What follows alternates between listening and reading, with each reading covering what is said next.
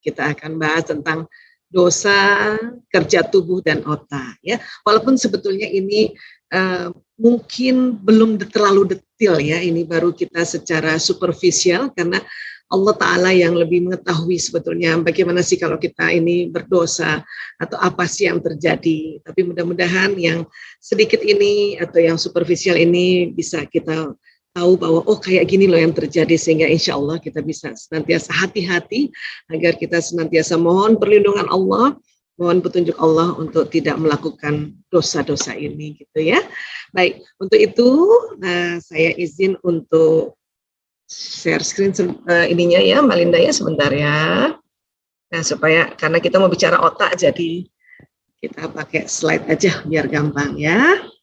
Ya saya atur dulu anonet ya. Oke. Ya. Dosa dalam Kamus Besar Bahasa Indonesia ini artinya dosa ini ada didefinisikan perbuatan yang melanggar hukum Tuhan atau agama. Makanya sering dipakai di kalimat ya Tuhan ampunilah segala dosa kami gitu, karena kita melanggar gitu ya. Nah, kemudian arti lain perbuatan salah. Seperti perbuatan salah terhadap orang tua, terhadap adat, terhadap negara. Ini sering juga kata dosa dipakai di kalimat, contohnya seperti ini. Perbuatan itu dapat dianggap sebagai dosa besar terhadap nusa dan bangsa. Misalnya gitu. Ya, ini arti dosa dari Kamus Besar Bahasa Indonesia. Ya. Nah, kemudian, ya, kalau bahasa Arab, dosa itu ya sering disebutnya al-zanbun atau al-ismu. Kalau dosanya banyak, zunub. Ya. Kemudian ulama fikih menerangkan bahwa yang dimaksud dosa adalah akibat tidak melaksanakan perintah Allah Subhanahu wa taala yang hukumnya wajib dan mengerjakan larangan Allah yang hukumnya haram. Jadi ini ya para ulama fikih menerangkan tentang dosa ini. Karena kita melanggar perintah yang hukumnya wajib dan mengerjakan larangan yang hukumnya haram. Inilah dosa. Kemudian dosa juga diklasifikasi, ya. Jadi macam-macam dosa ini ada. Ya. Ada menurut sumbernya.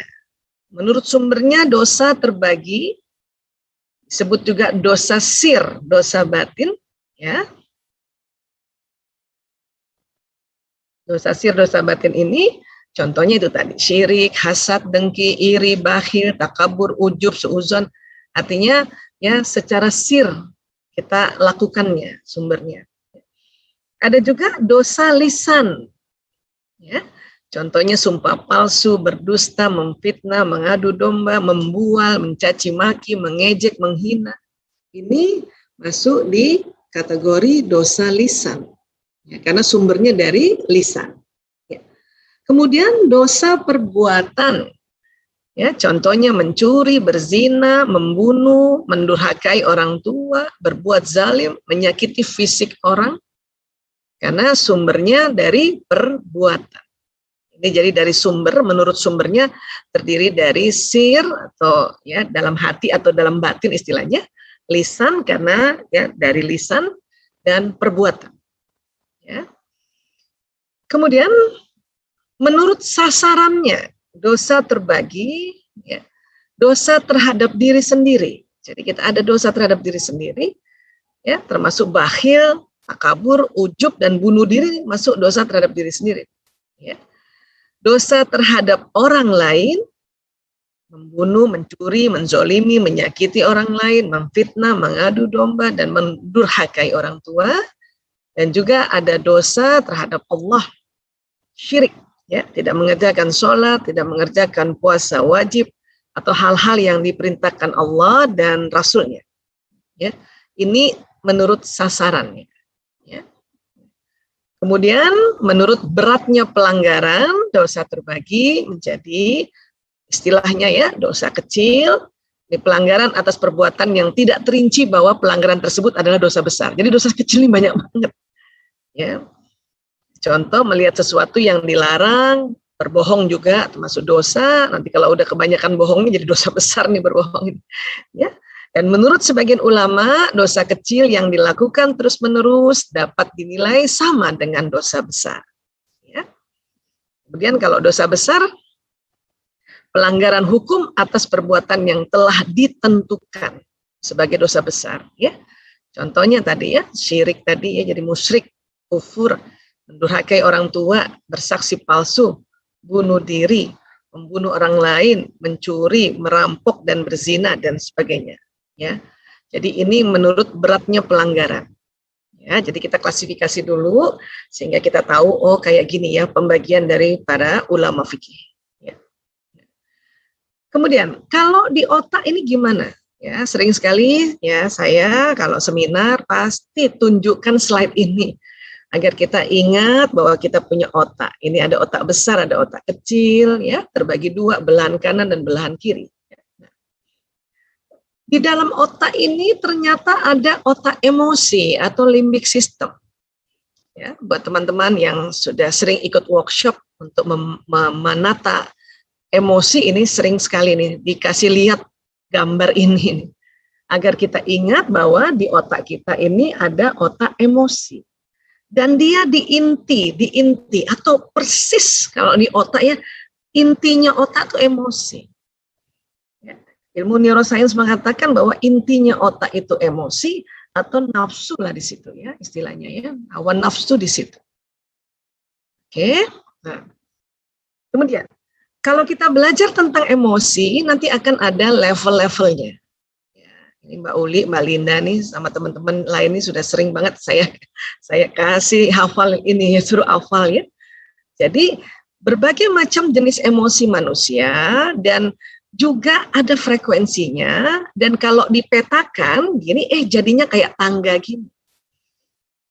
Otak emosi inilah yang sesungguhnya ini kalau kita masukkan di konsep nafs yaitu ada lawwamah, ammarah, mutmainnah. Ya, semuanya ada di otak kita. Ini juga yang kalau kita tidak bisa kelola, tidak bisa manage, inilah tadi yang menjadi ya sumbernya dosa tadi. Baik dosa sir, dosa lisan, dosa perbuatan, ya. Dosa terhadap diri sendiri, dosa terhadap orang lain, dosa kepada Allah, dosa kecil maupun dosa besar, tadi ya klasifikasinya ya. Itu sumbernya adalah karena kita tidak bisa mengelola emosi. Ya. Itulah Rasulullah SAW bersabda, jihad sesungguhnya adalah ya melawan atau mengelola nafsu ini. Karena kalau kita tidak bisa kelola, ini bisa menjadi dosa. Ya? Nah, artinya apa?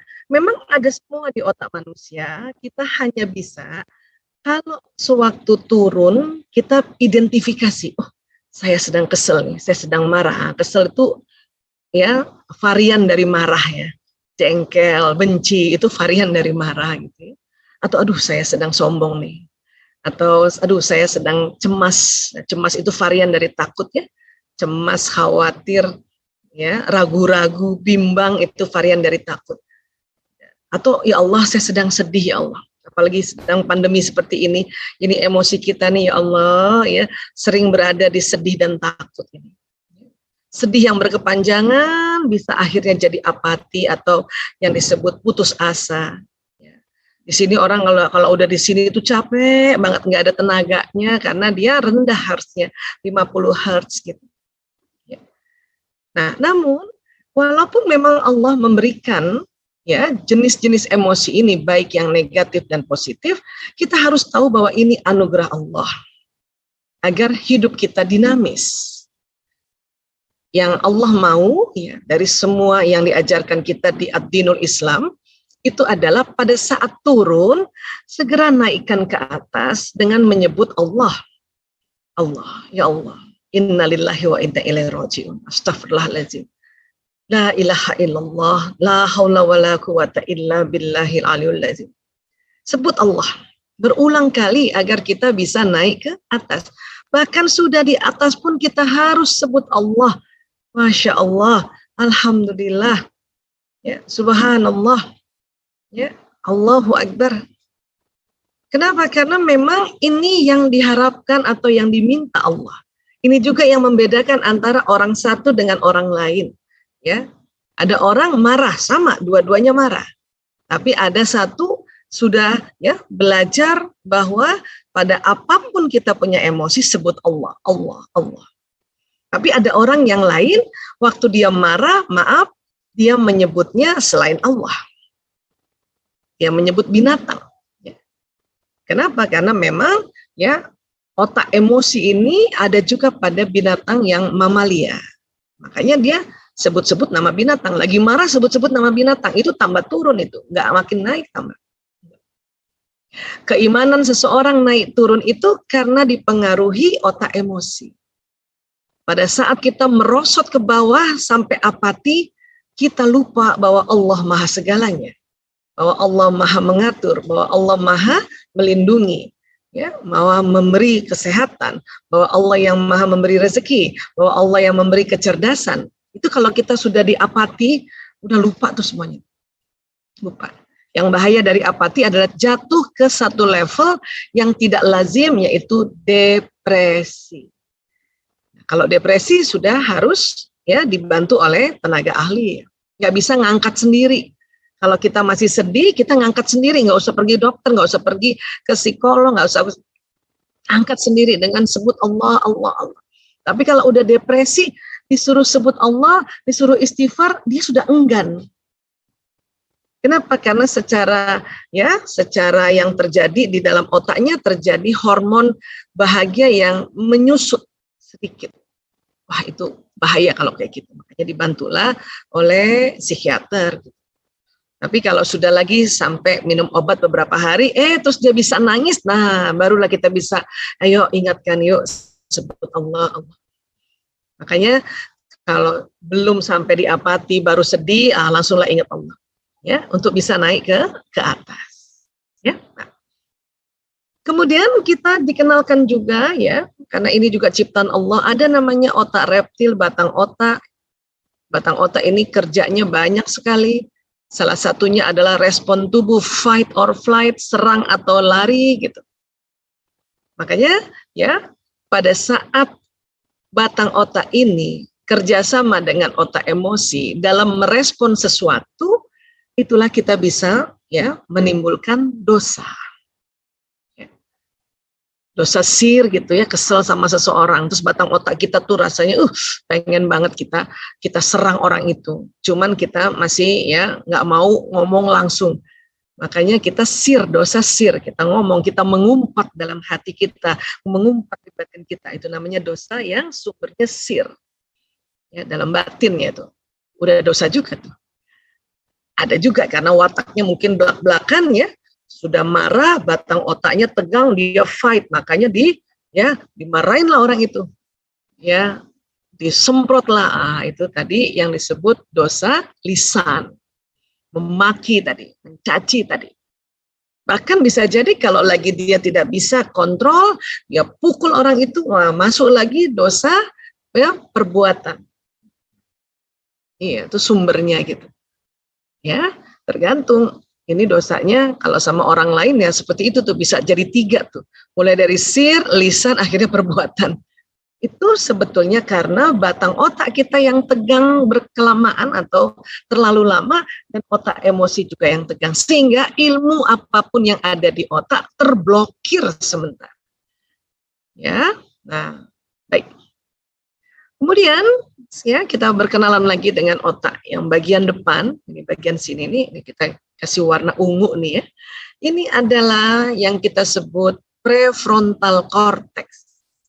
Disinilah tempat ilmu. Disinilah kita diminta oleh Allah belajar tentang ad-dinul Islam. Tentu belajarnya yang diminta yang tadi disampaikan Pak Giri bahwa ya teman-teman Muslim di Bremen senantiasa belajar yang ahli sunnah wal jamaah. Itu benar banget dan tepat sekali. Kita harus ya belajar yang seperti itu agar isi di prefrontal cortex kita ini ada pegangan hidup, ada prinsip-prinsip. Karena nanti semua pelajaran itu masuknya di sini, terutama yang bagian depan nih prefrontal. Nanti ada juga pengalaman, ada sekitar sini juga, cuman agak dekat dengan otak emosi, pengalaman-pengalaman. Ya. Nasihat-nasihat masuk di sini juga. Kisah-kisah, kalau kita ya baca kisah, terutama sirah Rasulullah SAW beserta sahabatnya, beserta keluarganya, sirah para nabi, itu nanti masuknya di sini. Ya, kisah-kisah para ulama, ya, itu masuknya di sini. Ya, di sini di prefrontal cortex. Lewat mana? Tentu lewat mata, lewat telinga, lewat ucapan, lewat tulisan dari tangan, itu nanti masuknya ada sistem saraf, masuk ke batang otak, jalan ke otak emosi, barulah tersimpan di prefrontal. Ya. Nah. Kemudian, ya di sini nih, tepatnya di sini nih. Ya, di sini. Oke. Namun harus kita juga tahu bahwa pun kalau kita sudah isi prefrontal ini, dan pada saat kita juga sedang tegang menghadapi satu situasi, berarti yang tegang ini batang otak. Otak mamalia juga tegang, dia agak merosot turun ke bawah levelnya, maka ilmu yang di sini terblokir atau tertutup sementara. Makanya kita perlu merilekskan langsung batang otak ini. Otak mamalia juga kita rilekskan supaya ingat prinsip-prinsip, ingat kaidah-kaidah, ingat guidance-nya apa. Agar tidak ya marah berkepanjangan, tidak jengkel berkepanjangan, karena nanti membentuk dosa. Kalau kita jengkel berkepanjangan, marah berkepanjangan, sombong berkepanjangan. Seperti itu. Cuman kalau kita kosong juga isinya di sini, jarang belajar, nggak belajar guidance kehidupan kita. Banyak sekali prinsip di dunia ini, makanya kalau kita nggak pegang yang ad-dinul Islam, wah kacau hidup. Kata orang ini begini, kata si ini begini, kata. Makanya harus pegang itu, supaya ada isinya di sini. Sehingga suatu ketika menghadapi satu situasi, ya batang otak tegang, otak emosi turun, levelnya barangkali marah gitu ya. Sudah kita rilekskan, sudah sebut lagi Allah, ilmunya terakses di sini. Ya. Pakai apa nih? Mau menyelesaikan masalahnya pakai yang mana guidance-nya? Yang mana prinsipnya? Apa referensinya? Ya. Tapi sekali lagi kalau ini sedang tegang dan turun, ini lupa sementara. Tapi ya jangan salah, dengan kita banyak belajar ada isinya ilmu di sini. Yang cilaka kosong di sini. Sehingga ya sudahlah sistem limbiknya tegang, batang otaknya tegang, nggak ada isinya. Waduh, gimana? Mau menyelesaikan masalah pakai jalan apa, bingung sendiri. Akhirnya karena bingung sendiri, tegang lagi, tambah marah lagi, turun lagi, dan tambah tegang, maunya fight or flight, serang atau lari, ya kabur, ngambek gitu. Karena semua otak ini akan jalan ke badan, perintahnya lewat sini nih, lewat sumsum tulang. Itu perintah di situ. Ya. Otak ilmu dia ada di depan. Otak yang langsung menempel dengan sumsum tulang ini adalah otak reptil. Maka jangan heran kita pun sering belajar, tapi satu ketika kita capek banget atau ya belum apa-apa sudah tegang duluan, sudah fight duluan atau sudah flight duluan. Ya, padahal ilmunya banyak. Makanya segeralah buka ini semuanya. Diajarkan oleh Allah dengan cara gampang. Ingat aku. Ya Allah, astagfirullah, ya Allah, astagfirullah, ya Allah, astagfirullah. La ilaha illallah. Inna lillahi wa inna ilaihi rajiun. Masya Allah. Sama pada saat kita dipuji juga itu bisa batang otak tegang nih. Makanya kita sebut Masya Allah. Kemudian kita balas memujinya, tabarakallah. Berkah Allah untukmu. Ya, agar ingat terus bahwa kita ini bisa kayak gini karena Allah. Kita bisa maju begini misalnya karena Allah. Ya, nah inilah mekanisme otak yang idealnya, Kemudian ya ada bagian otak yang kalau di kedokteran kita sebutnya fontanella. Ya, ada yang di depan, ada yang di belakang. Kalau bahasa Indonesianya ubun-ubun. Pada saat kita masih bayi atau anak kita masih bayi, di daerah fontanella ini tulang tengkorak belum menyatu. Makanya langsung kulit berlapis-lapis, udah langsung nih otak di dalam ini. Kayaknya hati-hati nih, lembut. Kalau kita pegang di sini suka ya terasa itu ya detaknya jantung sampai juga ke otak ini dari bawah ya, atau listrik yang ada di otak terasa di daerah sini. Nanti semakin besar, kepala ini semakin besar, ini ya tulang-tulang ini menyatu dan tinggal sedikit lagi. Jadi memang tetap ada lubang di situ, ya di kepala kita nih di sini, ya persis di sini, ya. Nah itu namanya ubun-ubun. Bu Aisyah mau cerita apa tentang ubun-ubun? Nah ini dia ya.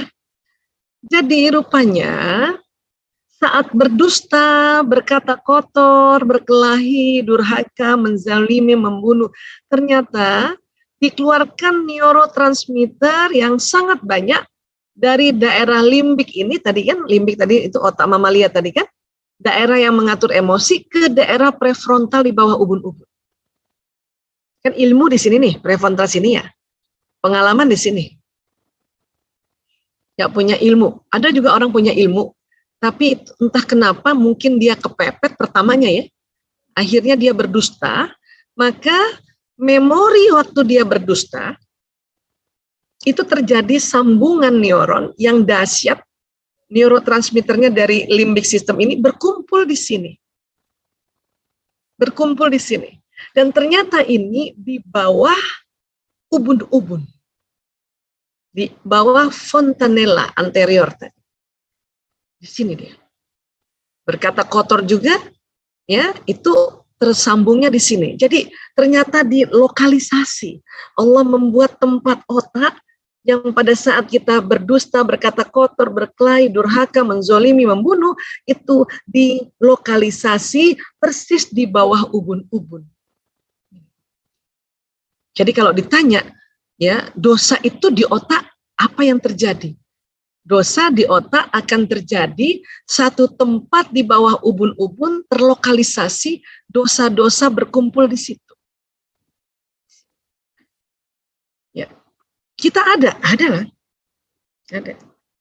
Cuman nanti ada orang yang ya dosanya bertumpuk-tumpuk di sini, dia tidak mau berhenti untuk ya melakukan dosa, terus saja berdusta, terus saja menipu, terus ini di sini di daerah sininya ini karatan istilahnya, bahasa populernya karatan, ya makanya kalau dalam ilmu ya transactional analysis in ya psikiatri atau dalam psikologi ini sering disebut alter ego.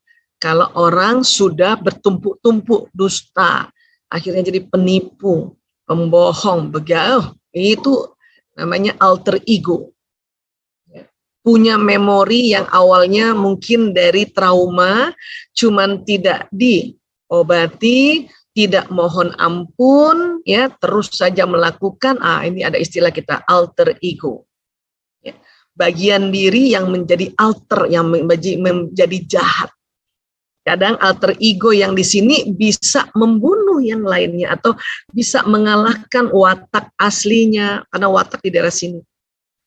Bahkan alter ego bisa mengalahkan ilmu-ilmu yang dia dapati sejak kecil, mungkin dinasehatin, jadi orang harus jujur, ya baik sama orang, yang benar, sikapmu yang pantas. Tapi kalau di sini sudah jadi alter ego, ini dia bisa menekan ilmu yang di sini, menekan otak bagian sini. Dan jadilah orang yang jahat. Jahat.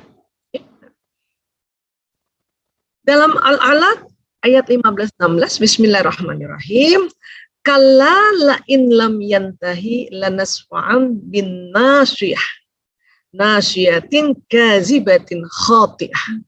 Ya, ketahuilah sungguh jika dia tidak berhenti berbuat demikian, niscaya kami tarik ubun-ubunnya, yaitu ubun-ubun orang yang berdusta lagi durhaka. Jadi ini memang ya sudah ada di surat Al-Alaq ayat 15-16 ini. Ilmuwan baru menemukan di abad-abad terakhir ini bahwa pada saat alter ego itu terbentuk, ternyata persis di bawah fontanella, persis di bawah ubun-ubun. Dan Allah ingatkan kita kalau nggak berhenti berbuat dosa, karena dusta dan durhaka ini kan jelas dosa ya. Ya dosa kecil menjadi akhirnya dosa besar kan durhaka itu. Ya, itu ditarik loh. Apakah itu di akhirat? Apakah itu di dunia? Dua-duanya. Di dunia juga ditarik. Nanti dalam bentuk macam-macam itu. Ya.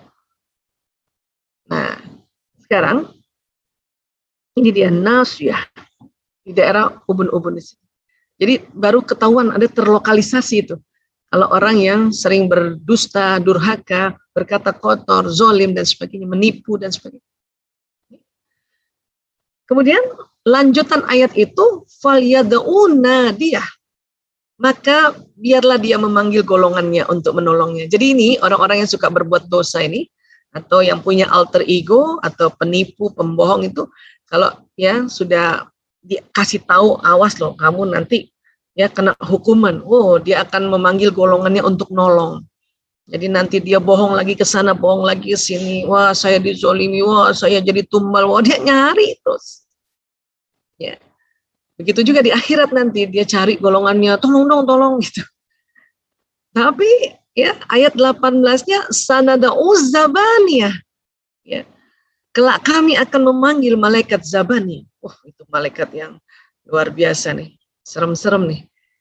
Jadi orang penipu, pendusta aja sudah di akhirat aja masih minta tolong untuk sama sesamanya si penipu-penipu ini. Tapi kata Allah, ntar dulu ada malaikat zabaniyah ini. Ya, nah kemudian lanjutannya kala la tuti'hu wasjud waqtarib. Ya, sekali-kali janganlah kamu patuh kepadanya dan sujudlah dan dekatkanlah dirimu kepada Tuhan. Jadi kita tuh nggak boleh patuh ini sama alter ego nih. Ya, ini udah double nih, sekali-kali janganlah, double Allah ingatkan kita, kamu patuh kepadanya. Dan sujudlah, nah ini dia, sujudlah dan dekatkanlah dirimu kepada Tuhan. Sudah dikasih tahu oleh Allah dan Allah kasih cara untuk bisa ya pulih dari alter ego itu. Sujudlah dan dekatkanlah dirimu kepada Tuhan. Ya. Kami selama ini sejak mengurus anak-anak pecandu narkoba kan mereka itu berbuat dosa yang bertumpuk-tumpuk ya. Mereka akhirnya berbohong, mencuri, bahkan durhaka dan sebagainya. Ya. Makanya pada saat direhabilitasi, cara yang paling benar-benar dahsyat, benar-benar mujarab adalah sujudlah dan dekatkanlah dirimu kepada Tuhan. Maka sholatnya nggak boleh bolong-bolong orang-orang yang seperti itu. Ini udah dikasih tahu caranya. Ya.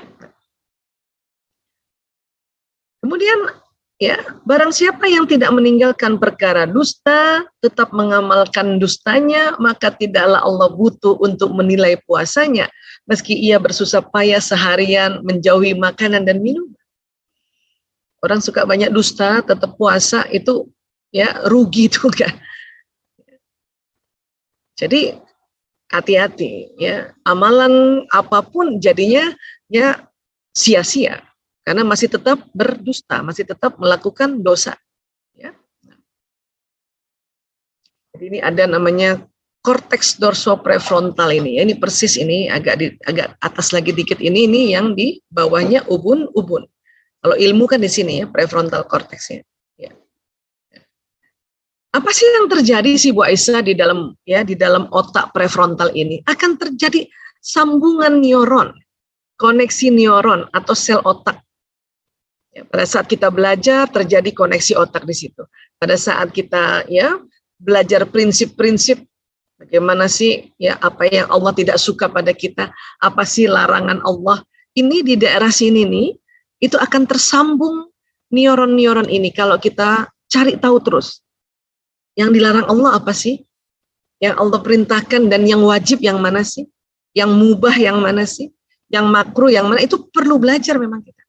Agar kita punya guidance di sini. Ya, guidance di sini. Nah, namun sekali lagi pada saat juga kita melakukan dosa, mungkin awalnya dosa kecil yang gara-gara ini limbik sistem di sini ya, marah, makanya timbul dengki, iri, akhirnya berbohong. Itu di sini yang di bawah ubun-ubun ini terjadi sambungan kayak gini juga. Tapi tentang hal-hal keburukan. Terlokalisasi nih, dahsyatnya. Lokalisasi ini di sini. Nanti kita lihat apa sih hikmah terlokalisasi, apa sih tujuan Allah melokalisasi ya satu area otak, di mana di sini kesalahan-kesalahan yang kita lakukan itu ada di sini. Ya.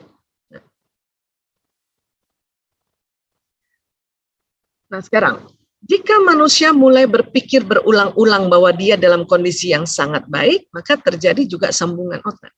Makanya kita perlu juga selalu ya belajar bagaimana kita untuk dalam kondisi yang sangat baik. Memang kita ada marah, memang kita ada sedih, memang kita ada sombong, itu kan ya itu fitrah banget di otak limbik sistem ini. Tapi kita belajar bagaimana kendalikan sedih itu, kendalikan sombong itu, kendalikan marah itu, kendalikan nafsu itu. Makanya kita juga akan tersambung neuron-neuron di otak prefrontal ini cara-cara, teknik-teknik. Ya. Jadi otak akan mulai membangun koneksi saraf baru yang baik di otak. Termasuk juga orang-orang yang sempat berdusta, kemudian memohon ampun. Agar apa? Agar terbentuk juga neuron-neuron koneksi baru yang baik di otak kita ini, terutama prefrontal. Begitu juga saat manusia mulai berpikir berulang-ulang bahwa dirinya dalam kondisi yang tidak baik. Ya. Dalam artian itu tadi ya, mulai kan, wah saya kurang nih. Ya, harusnya saya punya uang kayak tetangga di sebelah, mikir gitu udah mulai gitu ya. Ya, harusnya, nah itu tadi. Nggak bersyukur, padahal sebetulnya di limbik system ini ada emosi yang positif, yaitu acceptance. Dia nggak searching itu, dia nggak naik ke level ya acceptance. Makanya ngelihat kan di sini juga bercampur dengan pengalaman kan, lihat tetangga berhasil, lihat ya kanan kiri saudara kerabat berhasil, makanya muncul iri.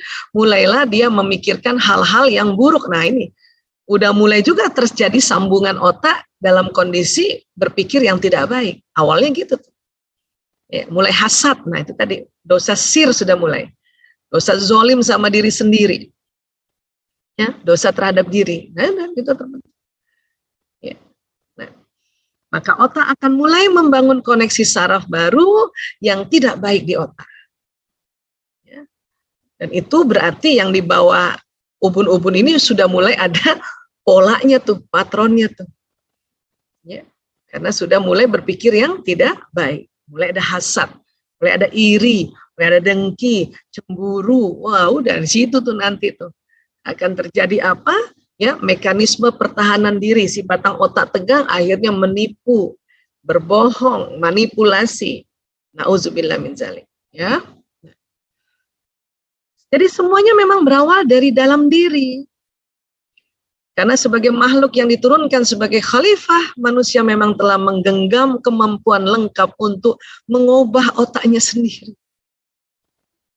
Jadi bahwa dia jadi pencuri, apakah begitu memang ditakdirkan? Enggak gitu, orang dikasih sebagai khalifah. Kamu punya cara, kemampuan lengkap untuk yang mengubah otak sendiri. Kalau mulai dari awalnya gara-gara tidak bisa memanage emosi yang negatif ini, kemudian batang otak tegang, kemudian mulai tidak bersyukur, mulai iri, dengki, ya itu kan kita yang mengubah otak kita sendiri. Padahal kan ya memang sih mungkin di awalnya aja kita kok di sana bisa punya mobil ya gitu. Terus kita istighfar, astagfirullahaladzim ya Allah, astagfirullahaladzim. Naik tangga level emosi di sini. Akhirnya kita bersyukur, alhamdulillah ya Allah, mobilku yang ini aja, kenapa? Mobil mahal-mahal, bensinnya mahal. Jaganya susah. Kalau nggak punya garasi harus dikudung, pakai kudung mobil. Ya, spionnya satu aja hilang bisa mahal banget kan gitu. Kalau kita bisa naikkan level emosi ke emosi bersyukur, di mutmainnah, baru tuh. Ya, akhirnya kita tidak iri lagi, ya, malah bersyukur, malah ikut bahagia. Nah, mudah-mudahan karena kita tidak iri, tidak dengki, di bawah ubun-ubun tidak terjadi pola itu, nggak jadi patronnya, nggak jadi. Alhamdulillah kan? Ya, itulah makanya mengapa harus sebut-sebut Allah, harus istighfar, astagfirullah ya Allah, untuk naikkan level emosi. Sehingga karena apa? Karena nanti yang membuat neurotransmitter atau semprotan zat kimia itu dari otak yang tengah. Ya, untuk membentuk satu ya pikiran-pikiran lagi. Nah, kalau tadi nggak mampu menaikkan menjadi syukur, oh marah terus, oh akhirnya mulai mikir, kayaknya bisa nih ya kita mark up, mark up ya data, mark up anggaran dan sebagainya. Jadi orang pintar pun karena dia pintar finance, pintar hitung-hitungan, dia bisa berbuat dosa. Kenapa? Karena dia tidak sanggup ya rasa cemburunya dirubah menjadi rasa syukur. Nggak sanggup dia. Ya. Oke. Nah. Semua perubahan ini dimulai dengan pikiran. Ya, pikiran kita merubah otak kita. Dan akhirnya nanti merubah perilaku. Karena apa yang ada di otak itu jalan pesannya ke sistem saraf. Sistem saraf ini sering sekali Bu Isa bilang kayak kabel listrik. Membawa pesan apa isi otak. Mulai kan otaknya tuh kreatif, kan otak kan kreatif. Tapi kreatifnya kalau dibawa ke negatif itu tadi kreatif menipu. Macam-macam nanti itu. Nanti seolah-olah itu pesan dari orang tertentu padahal dia yang bikin. Makanya menipu. Lewat media, menipu juga mungkin lewat telepon. Kenapa? Karena dia ingin menipu di sini, dia bilang menipu. Makanya badannya nipu aja gitu. Ya. Ada menipu yang caranya ketahuan menipu, ada juga menipu yang kok pinter banget ya nih nipunya ya. Itu berarti dia juga punya ilmu di sini tuh. Cuman karena sudah alter egonya terbentuk, kerak di bawah ubun-ubunnya terbentuk, maka dia nggak bisa lagi kontrol mana yang benar, mana yang enggak. Na'udzubillah min dzalik. Ya. Jadi sekali lagi di ubun-ubun ini terjadi sambungan otak. Baik yang ilmu, baik yang pengalaman, dan juga ya yang tentang dosa-dosa yang dia lakukan di sini. Ya.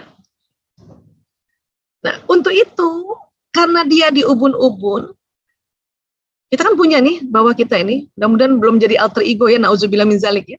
Mungkin ada khilaf-khilaf. Itulah pada saat kita berwudu dan pada saat mengusap kepala, ini harus kita jangan asal-asalan ngusap kepala. Wabil khusus di daerah otak kita ini, wabil khusus di bawah ubun-ubun, minta sama Allah, ya Allah, ya mohon ya Allah lindungi otakku dari hal-hal buruk ya Allah, dari dosa-dosa ya Allah. Karena ini cara pertama, terapi pertama untuk ya pola, patron, atau sambungan otak yang mungkin kita tanpa sadar ya tersambung, udah mulai kesambung di sini. Na'udzubillah min dzalik. Di wudhu ini salah satu ya dari jutaan makna wudhu ya. Karena kalau kita bahas wudhu nanti one day kita satu saat ya Mbak Ulia belajar wudhu kita. Tapi salah satunya pada saat mengusap kepala, ngomong sama Allah, ya Allah. Saya semenjak belajar tentang di bawah ubun-ubun itu ada alter ego, ya Allah, itu pas lagi wudhu itu nggak mau sembarangan. Dan nggak mau cuman di depannya di sini doang nih, nggak mau nih, rugi nih Mbak Salma kalau kita wudhu nih, ibu-ibu kan juga gitu ya dulu ya, malas buka kudung, cuman kena rambut 3, walaupun memang sah aja, cuman rugi ubun-ubun nggak kena. Makanya mumpung lagi di rumah, ibu-ibu mudah banget, wudhulah sempurna, wudhulah yang betul. Dan memang dimintanya adalah mengusap sampai ke belakang, baru kita balik lagi. Kenapa? Ini karena di dalam ini isinya banyak isinya, termasuk watak di sini, bakat di sini. Tapi wabil khusus pas ubun-ubun itu tolong didoakan di situ. Ya. Nah, buat adik-adik saya itu yang pasien-pasien narkoba dulu dan anak-anak LGBT, saya selalu bilang, pokoknya kalau tiba-tiba alter egomu atau dosamu memanggil-manggil untuk kamu berbohong kembali atau mencuri kembali, kamu siram kepalamu, saya bilang gitu. Karena mungkin ya mereka nggak sempat lagi wudhu, dia siram kepalanya sambil doa, ya Allah, auzubillahi minasyaitonirrajim. Supaya apa? Listrik yang di sini yang dia mau perintahkan tubuh lewat sini nih untuk menipu lagi, itu berhenti dulu. Berhenti. dengan air. Nanti siram kepala. Ya, baru setelah itu kalau udah siram, udah enakan, pergi wudhu. Karena mereka ini terapi ya, terapi banget ini untuk di bawah ubun-ubun. Oke? Jadi ya sekali lagi saya ulang-ulang ya tentang sambungan otak ini. Jadi ada di sini kita sambungan otak kita ya, dan juga pada saat istighfar, astagfirullahalazim, astagfirullahalazim, itu juga akan tersambung neuron yang ada di ya daerah prefrontal ini. Dan kita harap pada saat istighfar astagfirullahalazim, kalau terjadi sambungan di bawah ubun-ubun, istighfar ini bisa membersihkan. Ya, dibersihkan oleh istighfar ini. Astagfirullahalazim, ya Allah, astagfirullah. Bisa jadi kita melakukan khilaf karena kita ya nggak sadar gitu. Dosa ini karena dosa kecil banyak termasuk apa? Termasuk ya lambat melakukan kebaikan. Itu juga sudah masuk dosa kecil, kita istighfar astagfirullahaladzim, astagfirullahaladzim. Ya. Nah, pada saat istighfar itu diharapkan ada sambungan. Ada sambungan koneksi neuron istighfar, diperbanyak lagi di sini. Perbanyak lagi di sini. Nah, inilah. Kayaknya gampang banget ya buat saya. Kita berbuat dosa suruh istighfar. Ini memang disuruhnya gampang, tapi jangan salah. Maknanya luar biasa itu istighfar. Ya, astagfirullahalazim. Aku mohon ampun kepada Allah yang Maha Azim. Ini ada sifat Ghaffar. Nanti soal istighfar bulan depan kita akan perdalam lagi ya, yang dengan tema forgiveness therapy. Ya, nah, ini kan kita berangkai ya, insyaallah. Baik. Kemudian otak langsung menerima dan membuat koneksi neuron apapun pesannya. Jadi di otak ini kalau ada peristiwa, ditangkap oleh mata, ditangkap oleh telinga, ditangkap oleh permukaan kulit, ditangkap oleh hidung, ditangkap oleh mulut, itu terjadi sambungan kan? Terjadi sambungan. Ya. Nah, jadi pikiran memberi pesan juga pada perasaan, dan bukan hanya di otak terjadi sambungan, apa? Di kolbu kita juga terjadi sambungan.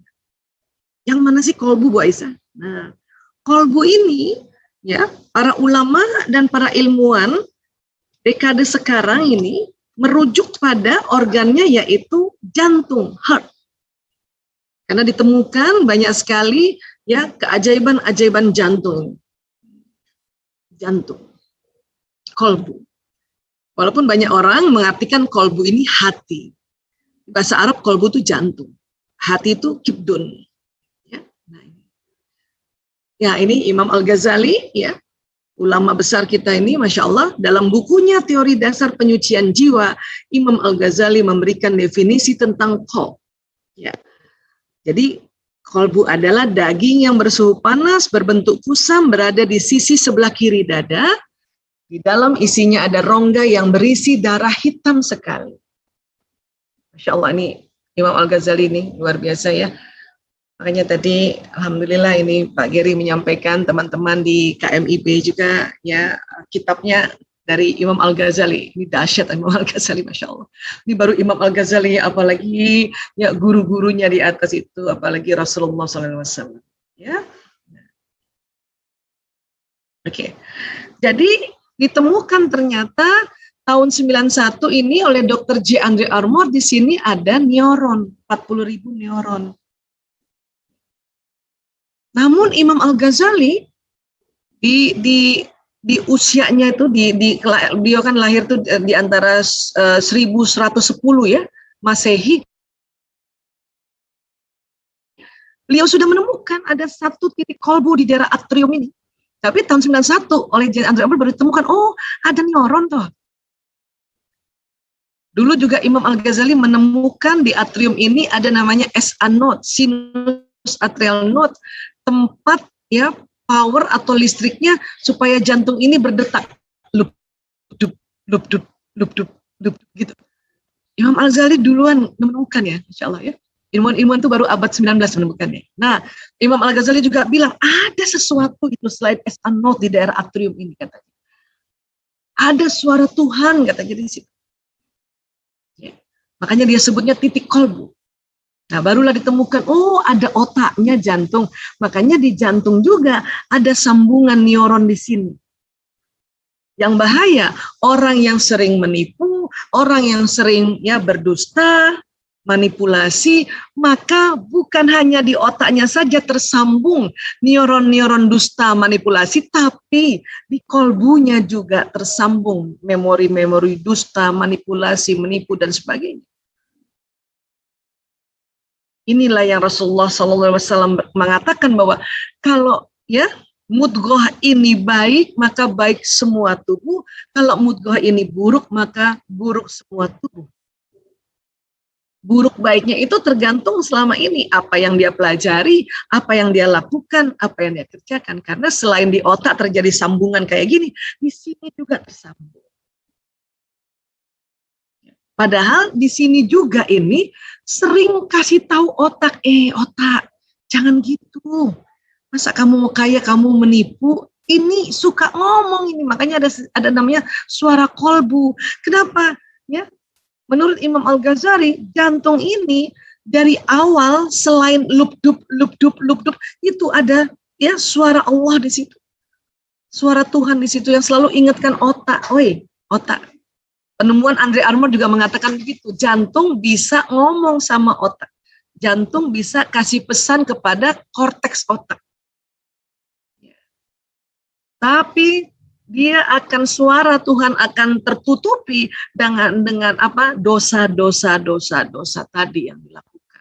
Nauzubillah min dzalik, ya Allah. Nauzubillah min dzalik. Ya. Maka dengan istighfar, insya Allah sambungan yang di jantung juga ini terjadi, ada sambungan baru istighfar, astagfirullahaladzim, astagfirullahaladzim, agar apa? Agar mungkin kebiasaannya membuat dia buat dosa, bisa ada sambungan istighfar yang baru. Dosanya tetap dia ingat, saya pernah misalnya menipu ibu saya, ini anak-anak narkoba contoh yang paling gampang karena saya geluti itu, saya pernah menipu ini. Itu nggak bisa lupa, itu ingat. Tapi karena istighfar, di memori yang dia ingat ada sambungan istighfar, maka dia ingat tapi tidak melakukannya lagi. Itulah tobat, itulah istighfar. Nah, dari otak ke badan ada namanya sistem saraf. Ini juga saya sering sampaikan. Karena kita mau belajar tubuh kita jadi kita tahu Jadi sistem saraf ini banyak kabel-kabel jalan di tulang belakang, nanti tulang belakang jalan sistem saraf ke seluruh tubuh. Ini dia. Sistem saraf ini kerjanya kayak kabel listrik. Dan dia berjalan di antara otot-otot. Selain saraf ada pembuluh darah, ada pembuluh limfe, jalan di antara otot-otot kita. Saraf ada yang di permukaan juga, ada yang di dalam. Nah. Ini dia sistem saraf, kerjanya kayak kabel listrik. Maka pada saat tadi kita melakukan dosa, selain tadi ada di otak ini tersimpan menjadi alter ego, dan alter egonya yang kasih perintah untuk badan ini melakukan dosa. Dan cepat banget loh perintahnya itu, karena sistem saraf ini punya kecepatan yang luar biasa. Neuron sensoriknya 240 km per jam, neuron motoriknya 320 km per jam, cepat. Bukan hanya dosa sebetulnya semua yang ada di otak kita jalan. Semua yang dilihat lewat mata jalan pesannya. Semua yang didengar jalan, semua yang diucapkan jalan. Termasuk kita haus, ini leher tiba-tiba dahaga gitu dan kita sedang tidak saum. Kita belum mikir mau ke dapur, ini sudah kasih pesan ke dapur, kaki ke dapur, ambil gelas, ambil air di dispenser dan minum. Cepat banget, kenapa? 320 km per jam. Nggak ada kendaraan juga mobil secepat itu Cepat. Begitu juga dosa, karena sudah menjadi alter ego, kadang nuraninya belum sempat bilang stop, jangan lakukan itu. Apalagi nggak pernah istighfar. Ini alter egonya kasih tahu, akhirnya dia pergi lagi pakai narkoba, pergi lagi menipu, pergi lagi mencuri. Ini yang susah sekali orang yang senang berbuat dosa dan dia tidak bertobat, tidak menghentikan, maka badannya ngikutin apa yang ada di otaknya, wabil khusus yang di bawah ubun-ubun tadi. Jadi badannya mengikuti. Ya. Nah. Kemudian yang saya memperkenalkan lagi kali ini adalah ya, di antara tulang belulang tulang belakang ini paling ujungnya ini ada namanya os coccygeus atau kalau bahasa Indonesia tulang tungging atau tulang ekor ini. Buat kita perempuan ibu-ibu kalau lagi mau melahirkan ini tulang ekornya ya dia terangkat. Makanya kepala bayi keluar dari sini. Ya Allah. Aduh kalau cerita tentang kelahiran itu merinding. Ya Allah. Nah, kita hari ini khusus pada si tulang tungging. Ada apa dalam tulang tungging ini? Ya. Hadis Bukhari nomor 4953, ya. Rasulullah bersabda, tiada bagian dari tubuh manusia kecuali akan hancur dimakan tanah. Jadi semuanya hancur dimakan tanah, termasuk tulang tengkorak, bahkan tulang gigi, kecuali satu tulang yaitu tulang ekor. Darinya manusia dirakit kembali pada hari kiamat, tulang ekor. Ya. Diperkuat lagi hadis berikutnya, Rasulullah SAW bersabda, seluruh bagian tubuh anak Adam akan hancur dimakan tanah, kecuali tulang ekor. Darinya tubuh diciptakan dan dengannya dirakit kembali. Ini hadis riwayat Muslim nomor 2955. Ada apa tulang ekor? Ada apa tulang tungging ini? Ini dia nih. Ini dia nih, persis banget. Di ujung banget. Ya, tulang ekor. Ya. Nah. Bahkan waktu ya mau terbentuk janin itu tulang ekor duluan yang dibentuk sebetulnya oleh Allah. Nah, dari sinilah nanti kabel-kabel saraf jalan naik ke otak. Jadi kabel saraf itu justru dari tulang tungging. Ujungnya itu saraf-sarafnya baru dia naik ke otak gitu. Ya. Nah. Jadi Dr. Othman Al-Jilani, profesor bidang histologi dan patologi Sana'ah University Yaman bersama Syekh Abdul Majid pada Ramadan 1423 Hijriah atau November 2002, mereka membakar tulang ekor dengan suhu tinggi selama 10 menit hingga warnanya berubah menjadi hitam pekat. Kemudian mereka membawa tulang tersebut ke Al-Olaki Laboratory di Sana'ah, Yaman untuk dianalisis. Hasil laboratorium menunjukkan sel-sel pada jaringan tulang tidak terpengaruh oleh pembakaran suhu tinggi. Bayangkan. Ya. Penelitian itu dilakukan untuk mencari tahu kebenaran tentang sabda Rasulullah SAW tadi yang mengatakan tulang ekor tidak hancur, bahkan dari tulang ekor akan dirakit kembali manusia di hari kiamat. Jadi ada cloning tubuh kita lewat tulang tungging ini. Ya. Jadi karena tulang tungging ini adalah permulaan saraf yang nanti ke otak, saraf yang nanti ke kaki, ya, ke seluruh tubuh, maka dikatakan tulang ekor ini seperti black box-nya pesawat. Apa yang sudah kita lakukan, kebaikan-kebaikan, terekamnya di tulang tungging. Waktu masih hidup, ya, terekamnya di mana kalau kita melakukan hal-hal yang baik maupun yang buruk, terekam di otak, terekam di jantung, dan terekam di tulang tungging. Ya. Hanya nanti sewaktu kita meninggal, kemudian kita dimakamkan, masukkan di kubur, semuanya hancur, baik otak maupun jantung. Tentunya kan memori kebaikan kita hancur kan gitu. Tapi itu tadi ada satu tubuh manusia yang nggak bakal hancur, bahkan dibakar sekalipun, bahkan di bulldozer. Jadi pernah nih tulang tungging berkali-kali di bulldozer, enggak patah, enggak hancur. Ya, bahkan tadi sel-selnya tuh ya di dalam jaringan itu nggak rusak sama sekali. Jadi ada rekaman juga di sini nih. Jadi ini yang nggak hancur, ini nanti yang menjadi persaksian kita pada hari kiamat. Ini juga pada saat kita melakukan dosa, tadi kita sudah lihat, dosa di otak itu persis di bawah ubun-ubun, dia berkarat di situ. Hati-hati di kolbu juga ya terekam di situ, dan terekam juga di tulang tungging. Ini juga nanti yang akan ya dihitung tadi dosanya berapa. Karena otak sama jantung pada saat kita di kuburan itu sudah hancur. Ya. Nah, ini dia nih tulang tungging. Jadi yang lain udah hancur ini nih. Dan ini kalau diteliti juga, dia masih ada itu. Dia punya jaringan, dia punya gen, dia punya rekaman-rekaman. Kecil sebetulnya ya. Ya sama lah kalau kita punya USB yang kecil kan itu banyak banget data-data di situ kan gitu. Ya, nah. Jadi istighfar ini pada saat kita ya melakukan pertobatan atau kita istighfar keseharian kita dalam sholat kah atau dalam ya kondisi-kondisi tertentu, maka jangan salah, istighfar ini astagfirullahaladzim, dia akan terbentuk koneksi istighfar di otak dan berharap tadi di bawah ubun-ubun juga ada sambungan istighfar, kemudian di jantung juga, dan istighfar ini juga jalan ke sistem saraf dan nanti terekam di tulang tungging. Sehingga apa? Kita harapkan kehilafan kita, dosa kita yang terekam di tulang tungging oleh istighfar ini di-delete. Ini pentingnya istighfar, astagfirullahaladzim.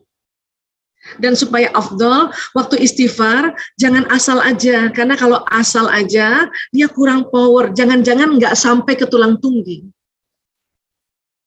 Makanya diminta oleh para ulama pada saat istighfar kita, ya apa sih yang mau diminta di-delete atau dihapuskan nih ke dosa kita dengan istighfar ini? Harus sebut juga, ya Allah, kemarin saya bohong dikit sama suami, ya Allah, astagfirullahaladzim. Kenapa bohong dikit Bu Isa? Ya namanya kadang-kadang sama suami gitu ya. Ya, ditanya, kamu butuh berapa bulan ini? Misalnya gitu ya, 5 juta, kita tambah-tambahin dikit, 5.500.000 deh ya. Kira-kira begitu pernah buat Mbak Linda? Kalau Mbak Linda mungkin karena kerja sendiri nggak perlu ya, nambah-nambah dikit ya. Ya. Nah itu kan kita harus ngomong, ya Allah, astagfirullahaladzim, ya Allah, aku tadi sih nggak gibah, tapi ada temanku gibah di sampingku. Ya, aku nggak suruh berhenti, jadi telingaku, ya Allah, astagfirullahaladzim. Supaya apa? Istighfar ini jalan membersihkan yang di otak, membersihkan yang di jantung, dan di tulang tungging tadi loh yang kita mau bersihkan, ya Allah. Ya, aku mohon ampun kepada Allah yang Maha Agung. Ya, itu tadi selain terjadi sambungan pada saat istighfar ini kita ada mekanisme respirasi. Astagfirullahaladzim, karbon dioksida keluar dari mulut, hidung akan tarik oksigen dengan cepat dan banyak, maka nanti oksigen naik ke otak, ya, kena tadi otak mamalia dan otak batang otak, jadi rileks batang otak sama mamalia. Ya, nah. Sholat tobat, katakan pada saat kita melakukan dosa berulang menjadi dosa besar atau kita melakukan dosa besar, kita diminta sholat tobat. Apa makna di sini? Makna di sini diharapkan pada saat kita sholat melakukan gerakan-gerakan yang ritmis dan teratur, otot-otot ini yang tadinya tegang, yang menjepit saraf dan pembuluh darah itu kembali rileks, sehingga sistem saraf, sistem pembuluh darah nggak kejepit. Emang mau apa sih Bu Isa? Nah, kita ngomong sistem saraf aja ya, karena kita tadi belajar sistem saraf. Karena kalau sistem saraf sudah tidak terjepit, kalau kita nanti bermohon di dalam sholat ini, mulai dari takbiratul ihram sampai salam, maka doa yang kita lafazkan mulai dari mulainya sholat sampai terakhir nanti salam, kemudian dilanjutkan dengan istighfar yang berulang-ulang, jalan di sistem saraf, lancar jalannya. Sehingga bisa sampai di otak, bisa sampai di jantung, dan bisa sampai di tulang tungging. Itulah mengapa ya kita sholat ini ada gerakan. Ini salah satu hikmah dari ratusan juta atau miliaran hikmah dari sholat. Jadi dengan gerakan sholat maka otot-otot yang tegang akan rileks dan pembuluh saraf yang jalan di tubuh tidak terhimpit. Sehingga pesan istighfar jalan dengan lancar sampai tulang ekor. Ya. Itulah makanya kalau kita khilafnya udah kebanyakan, segeralah sholat tobat. Atau kita bahkan ya kita melakukan dosa besar. Ya. durhaka, zina, ya, dan lain-lainnya tadi. Supaya apa? Supaya kita butuh istighfarnya sampai di tulang tungging ini cepat. Tapi tentu berikutnya yang namanya tobat, berhenti melakukan dosa terus, ya tadi. Kalau enggak terbentuk lagi. Nanti tobat lagi. Bisa, cuman Allah sudah kasih, kalau sampai 3 kali, kamu tertutup nanti. Ya, tertutup kolbumu, tertutup itu nanti semuanya. Na'udzubillah min dzalik. Khatamallahu fi qulubihim. Jadi Allah tutup di kulub kita. Aduh, ngeri banget. Ngeri banget. Ya, istighfarnya nanti udah nggak bisa ya jalan lagi di sini. Ya. Kemudian dengan posisi sujud, darah banyak mengalir di daerah prefrontal cortex ke sini nih, sehingga area di bawah ubun-ubun bisa dialiri darah. Itu makanya tadi di al-alaq tadi dikatakan, maka bersujudlah padaku dan dekatkanlah dirimu kepadaku. Orang-orang yang sudah terlanjur berbuat dusta, durhaka atau dosa tadi. Supaya ya pada saat bersujud ini darah yang dari sini ini jalan ke sini, karena di sini ini kurang darah. Memang ada pembuluh darahnya, cuman kalau kita berdiri darahnya nggak ke sini. Makanya harus ada gerakan sujud ini supaya ilmu yang ada di prefrontal dialiri darah yang membawa nutrisi, membawa oksigen, ya untuk ilmu-ilmu itu bisa diaplikasi. Makanya banyak orang belajar tapi jarang sholat, jarang sujud, ya ilmunya nggak kepake. Rugi banget. Nah, yang luar biasanya pun dengan dosa-dosa atau khilaf yang kita lakukan sengaja atau kita ya tidak sengaja, itu selain dialiri istighfar tadi, dialiri darah juga ini. Jadi kayak ini mau disikat ini daerah sini.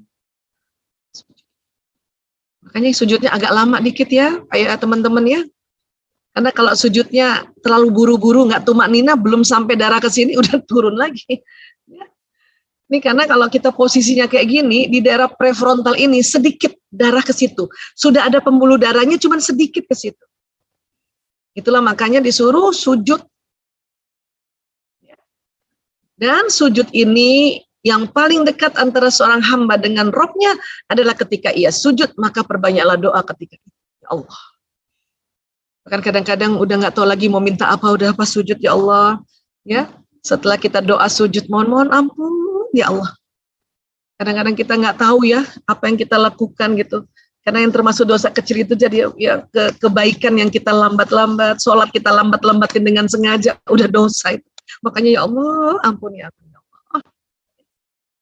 Nah, sholat di sisi lain ya, sisi kalau kita berapa kali bicara tentang sinyal, nah, ini terjadi sinyal yang panjang sehingga apa? Sehingga doa kita ba'da sholat, setelah kita minta ampun, ya, setelah kita tobat, maka doa kita akan berpancar juga ke alam semesta, maka akan ditarik peristiwa yang membawa doa kita itu. Tapi bayangkan seandainya tidak bertobat, ya, maka ya sinyal kita membawa dosa-dosa kita. Nanti akan ya kena ke anak, kena ke pasangan hidup, kena ke saudara-saudara. Jadi nyamber gitu, nular-nular. Na'udzubillah min dzalik. Dan kehidupannya tentu senantiasa dalam kondisi yang penuh azab. Nggak pernah barokah hidupnya kalau orang ya tidak bertobat. Ya, jadi mungkin segini dulu Mbak Linda ya pembahasan dosa ini, saya juga mohon ampun ini sama Allah ya, ini wallahu alam bisawab, ini hanya pendekatan-pendekatan supaya kita mengerti sedikit ya, ini nggak bisa ya, ini masih superficial sebetulnya, tapi mudah-mudahan pendekatan ini kita jadi tahu, jadi kita pada saat kita ibadah, wudu nggak asal-asalan, sholat juga nggak asal-asalan, lafazkan istighfar juga nggak asal-asalan. Insya Allah itu jadi sebuah ikhtiar kita untuk mengatasi khilaf-khilaf atau dosa kita ya. Wallahu alam bisawab. Terima kasih. Maaf lahir batin. Wabillahi taufiq walhidayah. Assalamualaikum warahmatullahi wabarakatuh. Saya kembalikan ke Mbak Linda Salma.